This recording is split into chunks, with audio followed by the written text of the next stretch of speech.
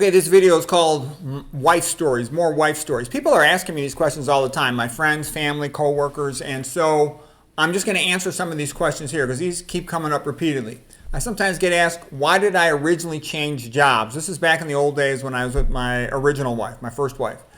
And I did it for a couple of reasons. Number one, she kept threatening to divorce me, and I knew that if I would have to pay alimony based on whatever my current job was.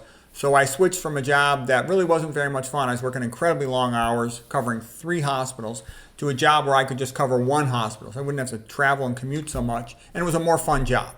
So that's one reason. Number 2, she didn't really want, and I would pay less alimony from that job. Number 2, she was pissed off at me like crazy for taking a lower paying job. It's still a high paying job. But then the second thing was I wanted more time with my kids. She really didn't seem that interested in spending time with the kids, so I felt at least one of the parents should be with the kids. Kids can't be raised by babysitters their whole life. So that's another reason I changed the job. And it gave me some things I could do, but that was the first reason, because people were surprised I changed job. Number 2, why did I quit investing? When I first got married, I figured, okay, well, how am I going to, invest, make money for the family and all this other stuff? So I started reading all about the stock market and all this other stuff.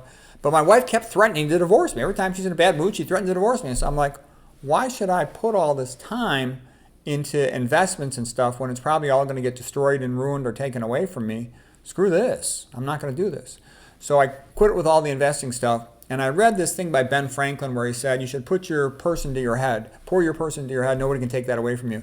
So I said, oh, yeah, that's what I'm going to do. Because I really wanted to get educated about a bunch of things. I had been so swamped working as an imaging-guided surgeon during residency. I mean, a typical day, I'd be in the hospital by 6 o'clock in the morning. I'd get done about 6 o'clock at night, eat dinner, prepare. I'd have to run conferences. When I was a fellow at Harvard, there were 3 fellows. One of them was a girl, and she was miserable, and they were kind of mean to her. She committed suicide, okay? So now there's only 2 fellows. And the other guy, he wasn't very confident of himself in presentations. We had a shared conference between the imaging-guided surgeons, the interventional radiologists, the vascular surgeons, and the cardiologists. And the vascular surgeons hated our guts because we were stealing the cases from them, in their opinion.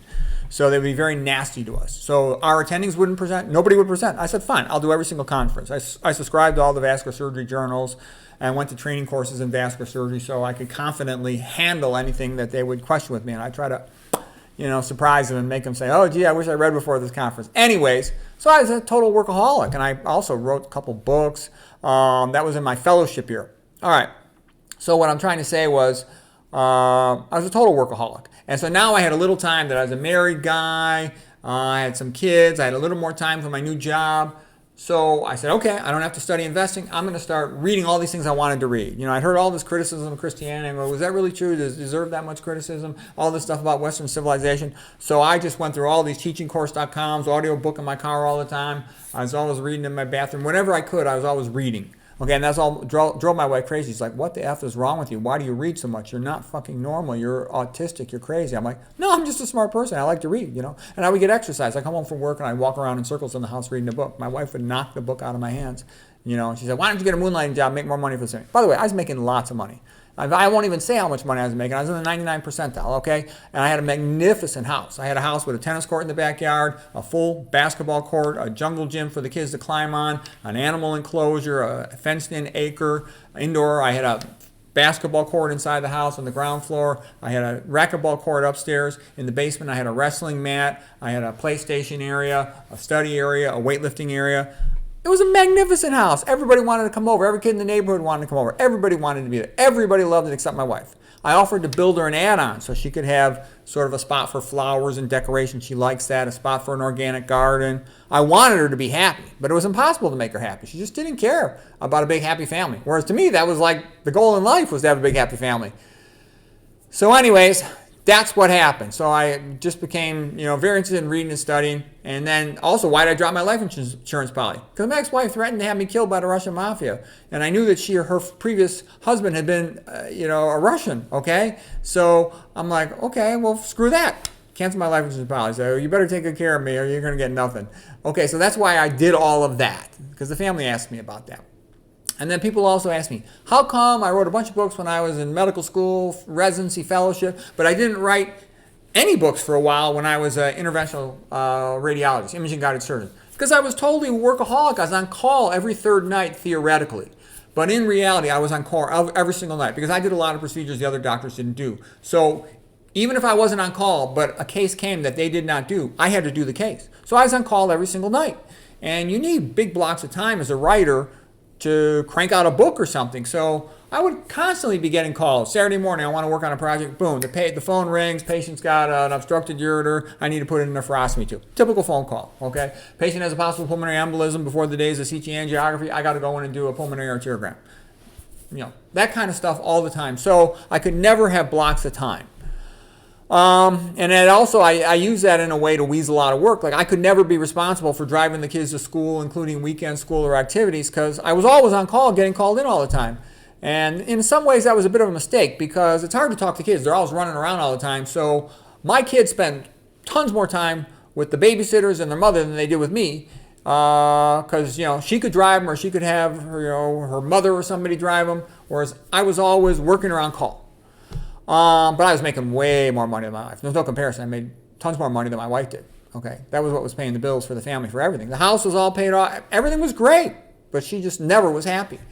So that's why I didn't write, because I was a total workaholic, working all the time. Later on, when I switched to primarily being a neuroradiologist, it's a long story, but opportunities in imaging-guided surgery were getting worse and worse. Opportunities in neuroradiology were getting better and better. And I had originally strongly wanted to be a neuroradiologist. It's a long story how I ended up in imaging-guided surgery. I wanted both of them, but I chose surgery first, and later I switched to neuroradiology. Then I had a lot more time.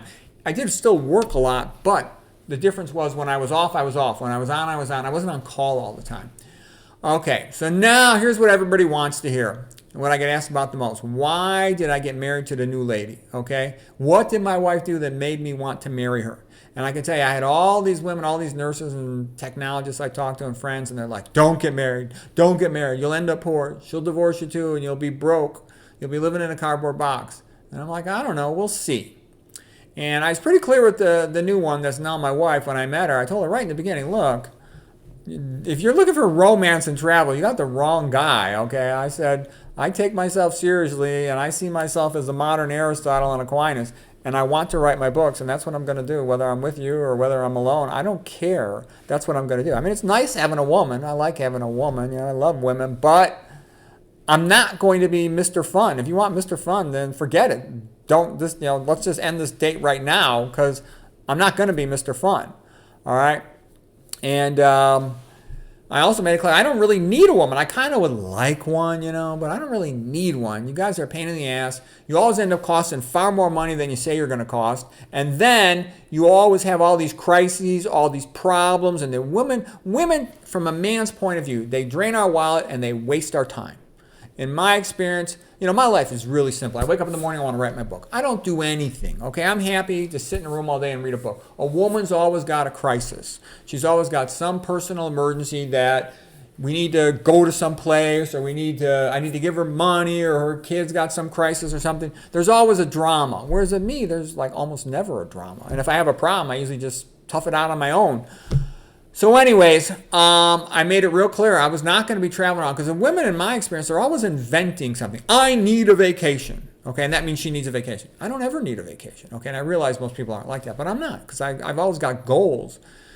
Women used to have 10 kids before birth control, so nowadays they only have 1 or 2 kids, 3 at the most, and because of that, they got all this free time they're not used to having, and they don't really have goals. Like a man's got goals. This weekend, I'm going to fix my car. This weekend, I'm going to do my hobby. I'm going to build a birdhouse. I'm going to, do whatever they do. Go fishing with my friends. I don't know. They have a goal. Whereas a woman wants fun, entertainment, and vacations, and she wants to take pictures of the vacation or the restaurant and show off to her friends. Whereas I could care less about any of that. Zero, none. I told her, look, I need you to take care of me, do wife stuff, do the laundry, cook for me, okay, clean the place, that's what I need you to do. Be my girlfriend, okay, but I don't need to go on vacation with you and travel around the world. I have zero interest in that. Traveling, I'm like Ralph Waldo Emerson, traveling's a fool's paradise. If you want to travel, I'm the wrong guy, okay? My brother loves to travel. I don't love to travel. My ex-wife loved to travel. I don't like to travel, ever. And then she wanted to go to school as a nurse. I said, no. Nurses, in my experience, are very unhappy. Not that many happy nurses. Most nurses I see are always bitching about their job. I go, much better be a dietitian. Then we could always talk about food and nutrition, and you'll be the best one because you'll work hard yourself, and she wants to learn. She's smart. And at the same time, we can talk about it. Okay, so At first she was a little reluctant about, she wanted to be a nurse, not a dietitian, but now she's liking dietitian because she cooks vegan for me all the time. Let's see, what else? She initially started with this, oh, everything in marriage should be equal. I told her, kiss my ass. No way. There's no way everything is equal. Are you kidding me? The woman always picks the man because she thinks the man is more competent than she is, especially at making money, at holding down a job, and interacting with the real world. The man picks the woman because he likes her, he loves her, he's attracted to her, thinks she's pretty and stuff. She don't got the man's confidence. Almost always, the woman picks the man. A woman wants to marry up to a guy who's more successful than she is in terms of education and job and all that kind of stuff. So he's always ahead of her. A woman does not respect a man who's not ahead of her in that sense. Women don't want to marry down. They don't. Whereas men all the time do. Men doesn't really care that much about a woman's education or her job. He wants her to do the stuff he needs her to do. I don't need her to explain biochemistry to me or medicine to me. I can handle that just fine. Okay, people say, oh, well, my old wife was a doctor. Oh, I'm like the smartest doctor. She didn't teach me anything about medicine, okay? So anyways, what I'm trying to say is, that's the fact. That's what we need a woman for. We don't need her for all this stuff. All this stuff in the Hollywood movies. Oh, you complete me. You're my equal. I share my every thought with you. That's nonsense. Okay? And like I said too, even if a woman was a great student in school, out of all my girlfriends, I only had one girlfriend who used to teach me stuff. And that was my high school girlfriend who became a professional musician because I was interested in, the great composers of classical music. And we would talk about all that. We'd go to concerts. And she knew more about it than I did. Okay? So in that sense, she knew something I didn't know. And I liked it. So I was real interested in all that stuff. But other than that, even I've gone on with a whole bunch of doctors along the way. And I'm always the teacher. Always. There's no exceptions. And I got a lot more ambition than they had. I went out with one Harvard doctor, second in her class. I wrote her medical papers for her. I won her academic award for her. Okay, so give me a break. Anyways, let's see, what else? All right, so what are some things? Like, why did I actually choose this woman?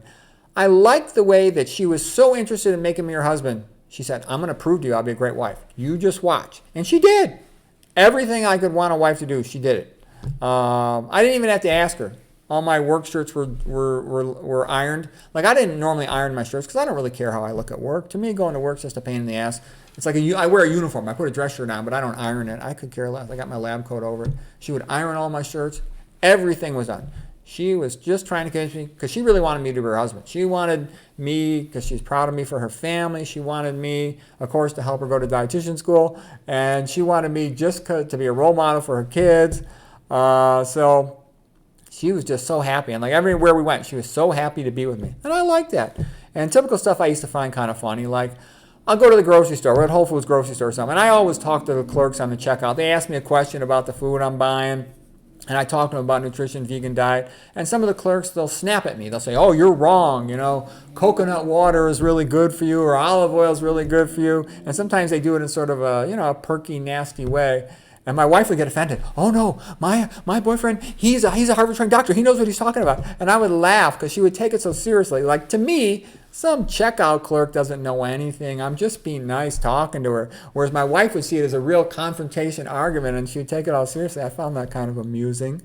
What are some of the other things too? I had a pimple on my face that I thought was maybe a cold sore because it kind of hurt. I thought maybe this is a cold sore. And she wanted to kiss me. I said, no, don't kiss me. This could be a cold sore. You don't want to get a cold sore. She goes, whatever you have, I want to have the same thing. And she was like that about everything. So I was kind of like, oh, that's good. So anyways, I know her life got a lot better. Because people would say, why would this, foxy lady, so much younger than me, want to be with me? And it's like, because if just go on the dating apps, and what you will see is there's a ton of them. There are tons of all these stupid women got feminism in their head, and they got divorced, and then now they don't have a husband, and they thought it would be easy to get a new husband, and they find out, gee, it's really difficult to get a new husband. The men just want to, play with them in the sack and then dump them, and so they're like, oh my God. The men don't want, to be with a woman who has a kid. The men don't want to be with a woman who's been divorced. She's sort of trained now to get another divorce. So what I think is happening to all these single moms out there, divorced women, is they're finding out that men are much less interested in them. A good example is like my friend. This was old. This was about 15 years ago when he got divorced. He said real quick, he had sex with 8 different women, most of them single moms, and he said it was kind of fun, but he felt no desire to be involved with them beyond that. It was just kind of fun to sleep with them, and he said, I'm going to have to marry one of them because otherwise I'll just keep doing this until I get venereal disease. And so he eventually married one of them. But what I'm trying to say is that's what it's like for a divorced guy. Because a woman's sexual market value peaks at about 20 years of age, 21, 22 at the most. Whereas a guy's peaks more like around his early 40s. So the man's like up here compared to the woman. When you're in high school or college, there might be like equality of sexual market value in the dating thing. Or the woman's is even higher than the man's. But you get, past 40. Men are up here, women are down here. So the men have pretty much an easy pick of women. It's just a fact. So anyways, my wife knew, she could tell. I wanted a woman who would do the stuff I wanted her to do. And if she did that, she knew she could rely on me. Because I don't want to do anything. Because I'm not Rico Suave running around picking with a bunch of different women. I just wanted one who does the stuff I need a woman to do. And if she fulfilled that role, I would take her. Like I told her, don't ever lie to me. Don't ever cheat on me. Or that'll be it. I'll never forgive you. Okay, I'm just letting you know. There will be no forgiveness. If you bullshit me, it'll be over. So anyways, she pushed and pushed and pushed. And the women do, because me, I'm not thinking about the relationship. I'm thinking about writing my next book. I'm thinking about having to work the next day, getting my sleep, getting my workouts in. Whereas a woman's always thinking about the relationship and how to manipulate for position. But anyways, as a man, we love women. We can't help it. We like having them around, even though they're a pain in the ass. And, even sleeping with them is not as much fun. It's fun to, make the two-back beast, but you need a king-size mattress. Queen-size mattress is not big enough because they make noise. They bump you out. I want to be in the best center position. Anyways, I'll leave it at that. But for what it's worth, that's what it's like.